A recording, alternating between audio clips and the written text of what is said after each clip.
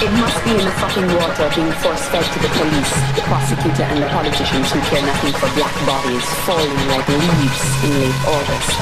In Ferguson, in Cleveland, in Staten Island, only minutes away from where my own child sits watching the Muppets take over Manhattan. I am aching, complicit, indulgently nursing an October heartbreak while the world crumbles, insensible, inexplicable, in November. It is now December and the world has lost its fucking mind. Christmas trees being erected like dicks amidst the groundswell of Bill Cosby accusers coming out of the closet of secrecy, synchronizing with stories about frat boys growing up rapists. All this as the national justice system wraps up cases in pretty colored presentations to grand juries who collectively refuse to indict murderers captured on video, freed by unpopular opinions that trump the overwhelming evidence available to anyone with a cellular phone. I am holding my own sorrow back for my own child born black in a country in which her brown body does not matter to anyone with any power. I'm watching these videos over and over again, the helpless bile rising angry in my chest. I'm not feeling forgiving. It is time for these oppressors to turn their fucking cheek to the public victims. All these accounts of these killings reek of racism. These events amount to a war against the poor.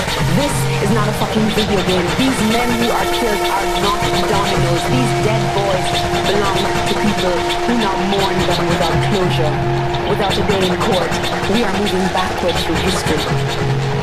Foolish as it might have been, we the people had swallowed the fallacy that trumpeted the end of a time when black mothers who lost children to white arrogance had no recourse. That shameful time that supposedly ended when Emmett Till, when Herbert Lee, when Medgar Evers, when Harriet Moore, when Malcolm X.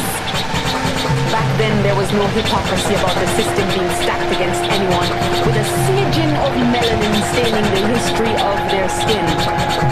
50 years later, we must continue to raise our resources to protest the blatant lies littering black people's experiences with the law. We are not protected by it. This is not what we voted for when we voted for our first black president. This is not what freedom fighters hoped for when they marched against segregation in Selma, in Chicago. This is not the dream Dr. Martin Luther King spoke about in Washington, D.C.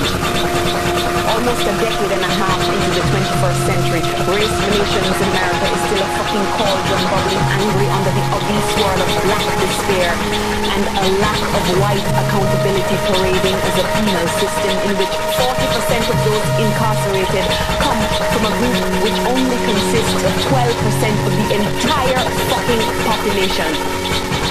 With numbers like that, what good does it do me to comply with those in uniform? I am shocked at 12 years old for waving a toy gun you sell to me every Christmas. Wrestled to the ground for breaking up a fight because you suspect me of selling loose cigarettes. Put in an illegal chokehold because I dared to ask why. The whole incident filmed for my family to watch my death played out on primetime TV. The public anger assuaged by the assumption that justice has to eventually come. My death must mean something more than a footnote in media frenzy of our time. I am owed something for having been violated by a system sworn to protect me. My name is Trayvon Martin. My name is Tamir Rice. My daughter is Michael Brown. Your mother is Sean Bell. Your father is Yvette Smith. Eleanor Buckles could have been any one of us. I am Amadou Diallo and Eric Garner is all of us. This phenomenon is an invisible epidemic where the victims are forever silenced by state-sanctioned executions. We have to find the courage to speak for them. We must find the voice of resistance for ourselves, for our children, for our children's children. It is time to raise more than our eyebrows in protest. It is time to put our bodies where our hopes lie. This is not a moment to invoke the sweet by and by. Now is a moment for action. If there's any humanity left in you, get up, stand up, join a fucking protest, pick up a fucking pen, write, scream, will, march, meet, gather, plan, strategize. It is time to find a way to make them listen. It is time to make the powers that we hear. They need to see we are no longer complicit. It's time to raise the roof on these motherfuckers. It is time we raise the roof on these motherfuckers so they going away.